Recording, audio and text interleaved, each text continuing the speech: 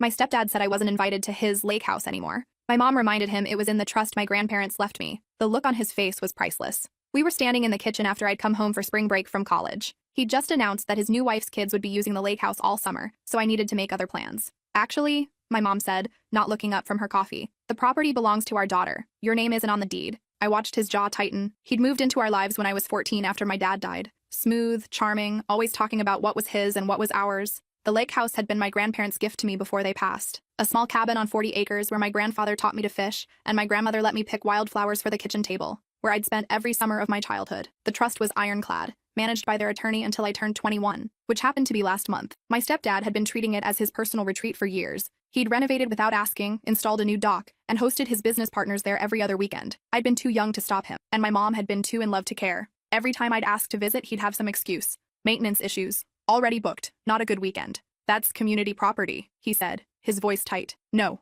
I replied. It's mine. He stared at me like I'd slapped him. Then he grabbed his keys and left without another word. The next day, I drove up to the lake house alone. The 2-hour drive felt like going to a funeral. What I found made me physically ill. The rustic cabin my grandparents had built was gone. In its place stood a modern structure with floor-to-ceiling windows. My grandmother's kitchen, where she'd made blueberry pancakes every Sunday morning, had been gutted. The stone fireplace my grandfather built by hand was buried behind drywall. The porch swing where we'd watched sunsets was gone. I sat in the driveway and cried for an hour. He'd erased them, erased every memory I had of the people who actually loved me. When I finally went inside, I found boxes of their belongings shoved in the basement. My grandmother's quilts, the ones she'd sewn by hand. My grandfather's fishing poles still rigged with his lucky lures. Photo albums from before I was born, all treated like garbage to make room for his leather furniture and flat-screen TVs. There was even a wine cellar where my grandfather's workshop used to be. I spent the rest of the day going through those boxes, remembering who my grandparents actually were. Not the sanitized version my stepdad had tried to erase, but the real people who'd raised my mom and loved me unconditionally. I drove back that night and waited for my mom to be alone. I didn't show her paperwork or bank statements. I showed her the photos I'd taken.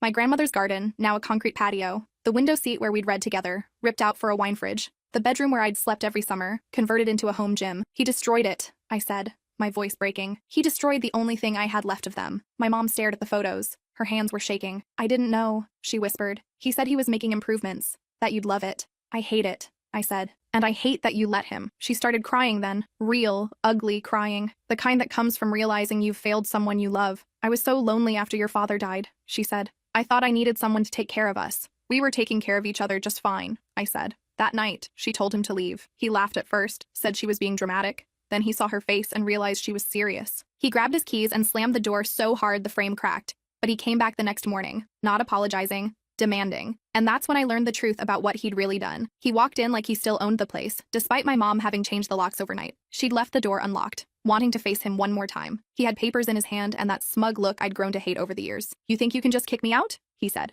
throwing the documents on the kitchen table. I've put $400,000 into that property. You owe me. I picked up the papers, receipts for renovations, contractor invoices, all addressed to him, all for work done on my lake house. You don't get reimbursed for stealing, I said. I improved your property, doubled its value. Any court will see that. My mom's lawyer friend had already explained this to us. He could theoretically sue for unjust enrichment, claim he'd enhanced my asset and deserved compensation. It would be a nightmare of depositions and court dates and legal fees I couldn't afford as a college student. Fine, I said. Let's go to court. Let's have a judge examine how you accessed the property, how you got permits without my signature, how you convinced contractors I'd authorized work when I was 17 years old. His face went pale. Your mother signed for you. No, my mom said quietly. I didn't. You told me you were handling everything. For the first time since I'd known him, he looked genuinely scared. Forging a minor's signature on construction permits was fraud. Using trust property as collateral without authorization was fraud. The list kept growing as I thought about it. You're both going to regret this, he said, his voice shaking with rage. He left. This time the door didn't slam. It closed with a soft click that felt more ominous than any dramatic exit. The call started that afternoon. First, his sister called my mom, saying we were tearing apart a good man over a misunderstanding. Then his business partner called, offering to mediate. Then his adult son from his first marriage showed up at our door, asking why we were doing this to his father. None of them had heard my side. None of them cared about the destroyed cabin or the erased memories. They just saw a man who'd improved a property and a family being ungrateful. I stopped answering my phone after the 16th call. My mom's college roommate reached out with a lawyer's name. Pro bono work for trust cases involving minors. I met with her on a Tuesday afternoon. Her name was Helen, and she'd been practicing estate law for 30 years. This is textbook trust violation, she said after reviewing my documents. But it's going to get ugly before it gets better. She wasn't wrong. My stepdad filed a lawsuit claiming he'd made improvements in good faith, believing the property would eventually be marital assets. His lawyer painted him as a devoted stepfather who'd invested his own money into creating a better space for his family. The local newspaper picked up the story. Small-town drama about a stepdaughter suing her stepfather. The comments section was brutal. Half called me an entitled brat, half called him a con artist. Nobody had the full story, but everyone had an opinion. I stopped going to the grocery store in town. Too many sideways glances, too many whispered conversations that stopped when I walked by. My mom held firm, though. She'd found her own paperwork, documents showing my stepdad had refinanced our house without telling her, taking out equity to fund the lake house renovations. Money that was supposed to be for my college tuition. He spent your education on that house, she said, staring at the bank statements. I thought we had $60,000 saved. We have $8,000. I'd already taken out student loans for my sophomore year. Now I understood why. The money that should have been there was buried in Italian tile and custom cabinetry at the lake. Helen took all of this to court. Discovery revealed even more. My stepdad had been renting out the lake house on weekends I wasn't using it, pocketing $100-200 per weekend for the past 2 years. He'd collected nearly $90,000 in rental income from my property. When confronted, he claimed he was managing the property for me, saving the money for future maintenance.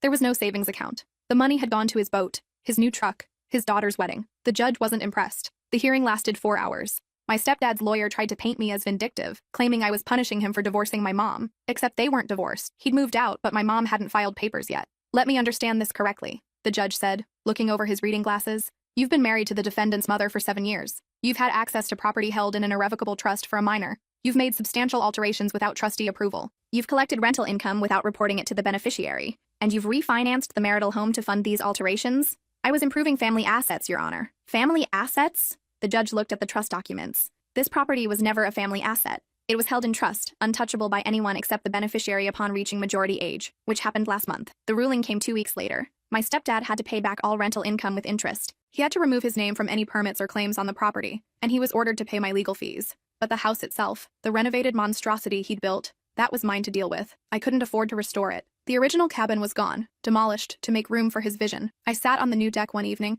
watching the sunset over the lake. The view was the same. The water still lapped against the shore the way it had when I was 6 years old. But everything else was wrong. My grandfather had built the original cabin when my mom was a baby. Every board placed by his hands. He'd died before I was born, but I'd always felt close to him in that space. Now that connection was severed. I called my mom that night. I don't know what to do with it, I said. I can't afford to tear it down and rebuild. I can't afford to keep it, and I can't stand to look at it. She was quiet for a long time. Your grandmother's sister still lives up near the lake, she finally said. Remember Aunt Beverly? Maybe she'd have some ideas. I'd met Aunt Beverly once at my grandmother's funeral. She was sharp-tongued and independent, living alone in a farmhouse she'd inherited from her parents. I found her number and called the next morning. About time you reached out, she said when I explained who I was. I've been watching what that bastard did to your place. Drove by it last summer and nearly cried. We met for coffee in town. She was 74, with steel gray hair, and eyes that missed nothing. Your grandfather would have killed him, she said bluntly. That cabin was his pride. Took him 2 summers to build it right. I don't know how to fix this, I admitted. She sipped her coffee thinking, you can't bring back what's gone, but you can decide what comes next. Over the next month, Aunt Beverly became my unexpected ally. She knew contractors who'd worked with my grandfather. She knew the history of every modification my stepdad had made, and she had an idea. Turn it into what it should have been all along, she said. Not a personal retreat, a place for people. She suggested converting it into a rental property, but with intention. A place families could afford for reunions, or struggling parents could escape to for a weekend. I could set the prices low, just enough to cover maintenance and property taxes. It wouldn't erase what my stepdad had done, but it would give the property new purpose. I spent the summer working on it. Aunt Beverly helped me strip out the most obnoxious renovations. The wine cellar became storage for fishing equipment and life jackets. The home gym became a kid's playroom with books and board games. We couldn't undo everything, but we softened it. I filled the walls with photos of my grandparents, not hidden in the basement but displayed proudly. My grandfather holding a massive trout, my grandmother in her garden, my mom as a little girl standing on the dock in a life jacket. We painted over the stark white walls with warmer colors. Aunt Beverly brought furniture from her attic, pieces that had belonged to my great-grandparents. A rocking chair my great-grandmother had nursed babies in, a dining table that had hosted 40 years of Sunday dinners. These things have stories, Aunt Beverly said, running her hand over the table's worn surface. Your stepdad filled that house with showpieces. Let's fill it with history instead. She taught me things that summer I'd never known. How to refinish wood without stripping its character. How to patch plaster the old way. How to honor what came before while making space for what comes next. We worked side by side in the heat, stripping and sanding and painting. My hands blistered, then calloused. I learned the rhythm of physical labor, the meditation of repetitive tasks. Your grandfather used to say that a house shows you who built it, Aunt Beverly told me one afternoon. Not just in the structure, but in the care. He built that cabin with love. Your stepdad built his renovation with ego. You can feel the difference. I understood what she meant. The original cabin had been small but thoughtful. Windows positioned to catch the sunrise. The porch angled to face the water. Everything intentional, nothing wasted. The renovation was all flash, huge windows that let in too much heat. A deck too large for the lot. Rooms designed to impress visitors, not comfort residents. We couldn't undo the bones, but we could change the spirit. The first family who rented it sent me a thank you note. They'd scattered their father's ashes in the lake, something they couldn't afford to do at a resort.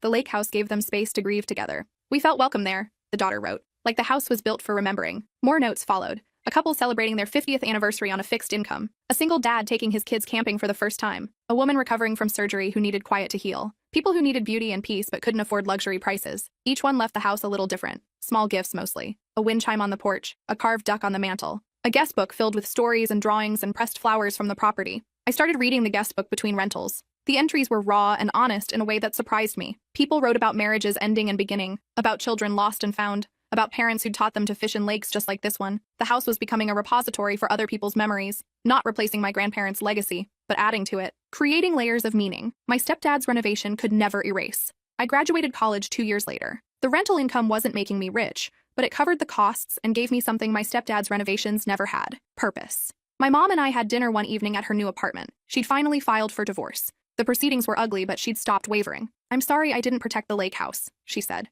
"I was so desperate not to be alone that I let him erase your father, your grandparents, everything that came before him. You chose me eventually," I said. "That's what matters. I should have chosen you from the start." We sat in silence for a while. Some wounds don't heal cleanly, but they can close. She told me things that night I'd never known. How my stepdad had isolated her from friends who questioned him. How he'd made her feel crazy when she noticed money disappearing. How he'd convinced her that his control was care. "I thought I was protecting you by keeping the peace," she said. "I didn't realize I was teaching you that your needs don't matter. You taught me other things too," I said. "You taught me how to leave." She looked at me then, really looked at me, and I saw my grandmother in her face. The strength that had skipped a generation, or maybe just needed the right moment to surface. My stepdad tried to contact me once, a year after the court ruling, an email saying he hoped I was happy, destroying his reputation over a property dispute, that his health was failing and he hoped I could live with myself. I deleted it without responding. Aunt Beverly died the following spring. She left me her farmhouse and her will. A complete surprise. The note she'd left with her lawyer said, "You're the only one who gives a damn about this family's history. Don't let it die with." The farmhouse needed work, but it was structurally sound, built by the same hands that built the original lake cabin. My great-grandfather's craftsmanship, still standing after 80 years. I moved in that summer. From my porch, I could see the lake in the distance. On clear days, I could make out the roof of the lake house, no longer a source of pain but a reminder of what I'd survived. Going through Aunt Beverly's belongings was like excavating family history. She'd kept everything. Letters from the 1940s, ration cards from the war, photographs of relatives I'd never met, bills of sale for livestock and equipment, documenting how the family had scraped by during the Depression. I found a journal she'd kept during her own struggles. Her husband had left her when she was 38, running off with a woman from the city. She'd raised her 2 sons alone, working the farm and taking in sewing to make ends meet. "Today I sold the good china to pay for winter feed," one entry read. "I cried for an hour, then got back to work. Self-pity is a luxury I can't afford." She'd never remarried, never spoke about her ex-husband, just kept moving forward day after day, until the pain became background noise instead of symphony. I understood her better then. Why she'd been so matter-of-fact about my stepdad's betrayal. Why she'd focused on solutions instead of sympathy. She'd lived through worse and survived by refusing to be defined by what she'd lost. I started teaching art classes in town, painting, mostly. Landscapes of the lake, portraits of buildings that had stories. The Historical Society asked me to document some of the old family properties before they disappeared. During one of these projects, I found old photographs of the original lake cabin. Not the ones I remembered, but older ones from when my grandfather first built it. I'd never seen them before. Stored in the Historical Society's archives under my grandmother's maiden name. I had them enlarged and framed. They now hang in the lake house, showing visitors what the place looked like before my stepdad's renovations. A small plaque explains the history. People appreciated it more than I expected. Families would stand in front of the photos, remarking on the craftsmanship of that era, how buildings used to be made to last, not just to impress. One couple in their 70s stood there for nearly 20 minutes, the husband pointing out joinery techniques my grandfather had used. "You don't see work like this anymore," he said, his voice thick with something close to grief. "Everyone's in such a hurry now. Nobody takes time to build things right." His wife touched the photo gently, as if it might disappear. "Our daughter wants us to sell our house," she said. "Move into a retirement community. But our house was built by my father. Every room has a story. How do you explain that to someone who only sees maintenance costs?" I told them about the lake house then, about losing and finding and learning that buildings change but love endures.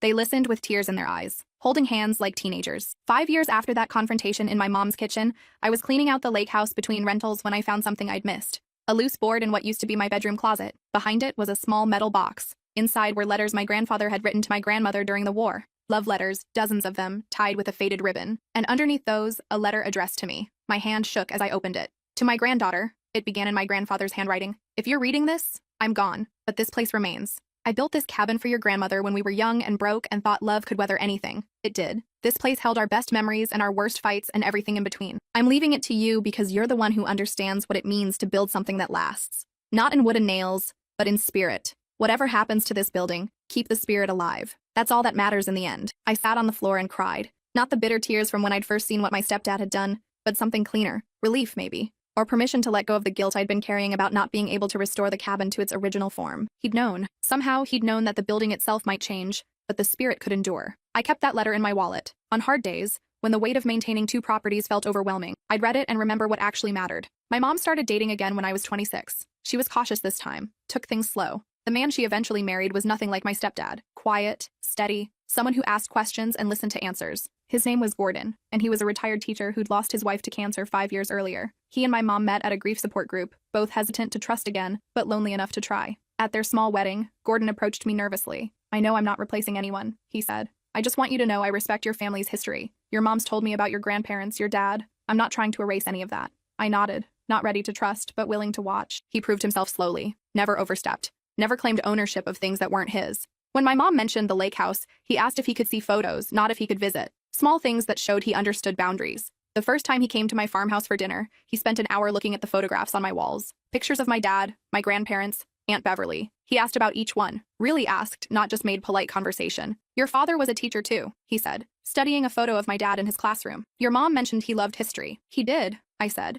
surprised she'd told him, surprised she'd remembered. "I'd like to hear about him sometime," Gordon said, "if you'd be willing to share." 2 years into their marriage, I invited them both to the lake house for a weekend. The first time my mom had been back since the renovation. She walked through slowly, touching walls, looking out windows. I watched her face, trying to read her reaction. She stood for a long time in front of the photographs of the original cabin, her fingers tracing the frame. "It's different," she finally said, "but it's still ours." We spent the evening on the deck, watching the sunset. Gordon asked about my grandfather, what he'd been like. I told stories I'd heard from Aunt Beverly, from the Historical Society, from my mom. "He sounds like someone I would have liked," Gordon said simply. My mom reached over and squeezed my hand. "He would have loved what you've done with this place," she said. "Not the building, the purpose. He always said property should serve people, not the other way around." That night, after they'd gone to bed in the guest room, I sat alone on the deck. The lake was still. Stars reflected on the water the same way they had when I was a child. My first stepdad had tried to claim this place by erasing its past. Gordon honored it by asking questions and listening. The difference was everything. I kept running the lake house as a rental, but I started hosting family reunions there once a year.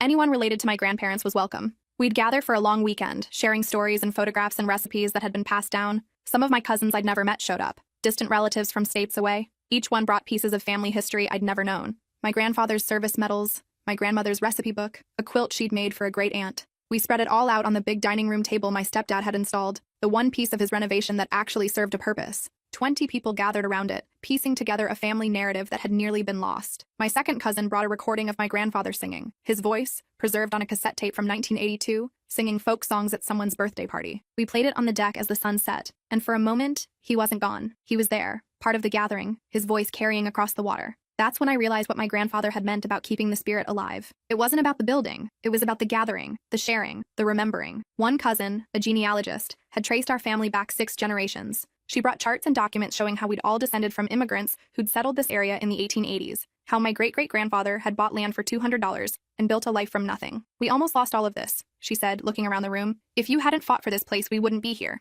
The family would have scattered. The stories would have died." I thought about my stepdad then, how his attempts to erase my family's history had actually preserved it. By forcing me to fight, he'd made me value what I might have taken for granted. By destroying the cabin, he'd pushed me to understand what the cabin actually represented. I wasn't grateful to him, but I'd stopped hating him. He was just a sad man who'd tried to build a life on someone else's foundation, and couldn't understand why it kept crumbling. I was 28 when I got the call that my stepdad had died. Heart attack. Sudden. My mom told me in a quiet voice, not sure how I'd react. "I don't know how I'm supposed to feel," I admitted. "However you feel is fine," she said. I didn't go to the funeral. I spent that day at the lake house instead, painting on the deck, a landscape of the view my grandfather had loved. I'd gotten better at painting over the years, my strokes more confident. It wasn't forgiveness. It wasn't closure. It was just acknowledgement that he'd existed, caused damage, and was now gone. A few weeks later, his daughter from his first marriage contacted me. She'd found documents while cleaning out his apartment. More forged signatures, more fraudulent loans. He'd done to her what he'd done to me, using her trust fund from her mother to finance his lifestyle. We met for coffee. Her name was Patricia, and she was angry, hurt, desperate for someone who understood. "I spent years thinking I was crazy," she said. "He always had an explanation for why money was missing, why papers didn't add up." I listened, shared my story. Gave her my lawyer's contact information. She sued the estate. 1. It didn't bring back what she'd lost, but it validated what she'd suspected all along. That's the thing about people like my stepdad. We weren't his only victims. We were just the ones who'd finally said enough. Patricia and I stayed in touch. She visited the lake house once, curious to see the place that had caused so much conflict. She walked through quietly, not saying much. He did the same thing to our family cabin, she finally said. Renovated it beyond recognition, then acted hurt when I didn't appreciate his improvements. I stopped visiting. Eventually, he sold it without telling me. We sat on the deck that evening, 2 women bound by the damage one man had caused. Not friends exactly, but allies in understanding. Do you ever wonder what was wrong with him? She asked. Like, what made him think he had the right to just take things that weren't his? I'd thought about that a lot. I think he genuinely believed he was making things better, I said. That his vision was superior, that we should be grateful. That's worse than if he'd just been greedy, Patricia said. At least greed is honest. She was right. My stepdad had stolen and lied and destroyed, all while convinced he was the hero of the story. The man who'd saved us from our quaint, outdated attachments. The man who dragged us into modernity whether we liked it or not. I'm 30 now. The lake house has been operating for 8 years. I've hosted hundreds of families, heard countless stories of reunions and scatterings and celebrations. The property has become something bigger than my grandparents' cabin, bigger than my stepdad's renovations. It's become a place where people come to remember what matters. Last month, a woman reached out asking if she could rent it for a week. Her father had died, and she wanted to gather her siblings to sort through his things in a peaceful place, away from the house where he'd lived, where every corner held too many memories. I gave her a discount. Told her about the closet in the back bedroom, how I'd found my grandfather's letter there, how sometimes the places we think we've lost are still holding secrets worth finding. She sent me a photo later, her and her siblings on the deck, raising glasses to their father's memory. Behind them, the lake reflected the sunset in shades of gold and pink, the same view my grandfather had loved, the same view I'd mourned losing, the same view that had somehow endured despite everything. I keep my grandfather's letter in a frame now, hanging in the farmhouse. Below it, I've added my own note, not for posterity, just for myself. A reminder of what I learned from losing and finding and losing and finding again. Buildings change, I wrote, people leave. But the love that built something good doesn't disappear. It just finds new ways to matter. My mom comes over for dinner every Sunday. Gordon grills while she and I prep sides in the kitchen. We don't talk about the hard years much. They're behind us, lessons learned and filed away. But sometimes she'll look at me and say, "You saved us, you know. When you fought for that lake house, you reminded me I could fight too." I don't know if that's true. I think she saved herself. I just happened to be there when she was ready. The lake house needs a new roof soon. The deck boards are starting to warp. Maintenance never ends. But I've got money saved now, and a network of people who care about the property's history. We'll fix what needs fixing and preserve what we can. Next summer, I'm planning to host a building workshop. Teach people some of the old carpentry techniques my grandfather used. Pass down skills that shouldn't be lost to renovation trends and modern shortcuts. Aunt Beverly would have loved that. My grandfather too. Sometimes I drive out to the lake late at night when there are no renters. I'll sit on the dock with my feet in the water, looking back at the house. It doesn't look like my childhood anymore. But it holds my childhood within it, in the boxes in the basement, in the photographs on the walls, in the memories of everyone who's gathered there to remember someone they loved. That's enough. It has to be. My stepdad tried to claim this place by changing it. I claimed it by letting it change me, by learning that preservation isn't about keeping everything exactly as it was, but about honoring what it meant and finding new ways for it to matter. The lake house will outlive me. Someone else will inherit it, make their own decisions about its future. Maybe they'll tear down what my stepdad built and start over. Maybe they'll add on, create something new. I hope they find my grandfather's letter. I hope they read it and understand what he was trying to say. That love builds things, that buildings crumble, that what endures isn't the structure, it's the intention behind it. I built my life around that lesson, around the idea that you can lose everything and still have what matters. That people will try to take from you, erase you, claim ownership of your story. But they can't. Not really. Not if you remember who you are and where you came from. I'm my grandfather's granddaughter. I'm my father's daughter. I'm my grandmother's legacy. No renovation can erase that. No lawsuit can take it away. The lake house taught me that. My stepdad taught me that, though not in the way he intended. And now I teach it to others, to the families who rent the space, to the students in my art classes, to anyone who'll listen. Hold on to what matters, let go of what doesn't, and know the difference. That's what the lake house means now. Not a building, a lesson. One I'm still learning, every day.